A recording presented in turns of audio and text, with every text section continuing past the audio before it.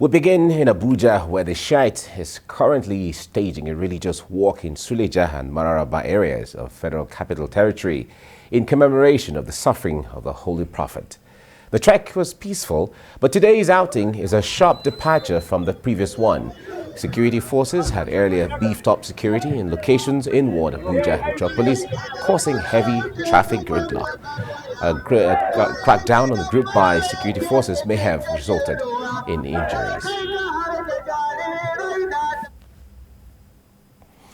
Joining me now is TVC News correspondent Sifon Essien to help us make sense of all of this and what is going on. Sifon, it's good to have you join me right now. Can you bring us up to speed with the protest of the Shiite movement? How is it going, and what is this all about right now?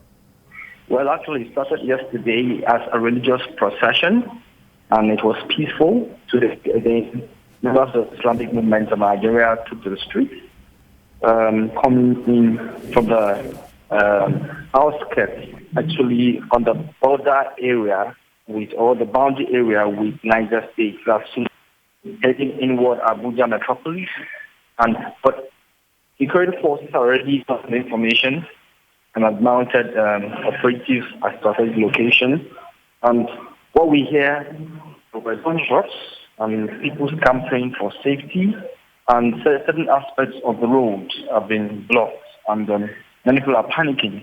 But as it stands right now, the situation is gradually being managed by security forces. All right. Now they are protesting again after some time.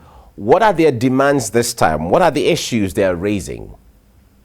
Well, they do not give the impression that they are protesting.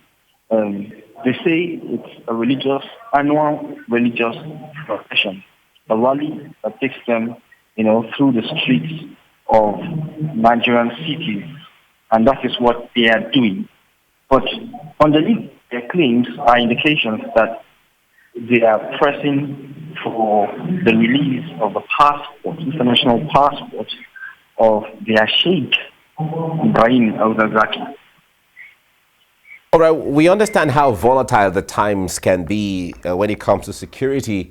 What are residents of Abuja saying, especially people in the axis where the protest took place, or the procession took place? And they say not again. They do not want to see a situation where the streets are enveloped by violent protests, as was seen months before now, leading to the release of their Sheikh Ibrahim al-Zakzaki following the decision of the court. And now this has happened. Many residents, especially those in the Guariba area of Abuja, and motorists flying that route, are concerned. Share with us, paint a picture for us how this impacted traffic around those areas that the procession took place. Well, members of the group took to the streets in the expressway leading up to the Kuba area, outskirts of Abuja. The Kuba area goes as far as Wampa down to Asokoro.